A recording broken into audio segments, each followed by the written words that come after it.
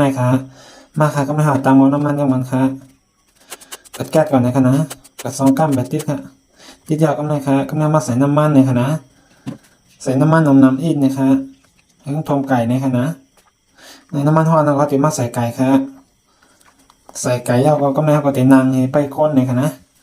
นางกับนางมากกำลังก็จะแก้น้ำจิ้มไก่ทานะคะเย็นแล้วนะคะนะแก้น้ำจิ้มนั้นไว้ก่อนนะคะนะ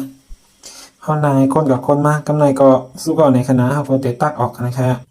กำไรเขาก็เตะใส่แว่นแทงในคณะใส่ก็คนอินครับนี่ค่ะหน้าตาเขาเตะประมาณไหนในคณะมาค้ามากินย่อมกันครับแต่ก็เจ๋งเหมือนกันคณะมันก็จะออกสีเหลืองๆแล้วก็นุ่มๆในคณะแต่ว่าเขาเจ๋งสีแบบว่ากรอบๆแข็งๆอินในคณะก็นะเจ๋งเหมือนกันคณะใครเจ๋งคือก็ทอดให้นั้นครับเขาโคไก่ว่าเอาสีเขาเตะกับผูกผ้านะครับนะครับมาเติมกันครับมีไหนเมี่ยวในคณะผักหมี่ผักกี้ผักปากในคณะนี่กระหล่ำโหจำนวนก่อนนะ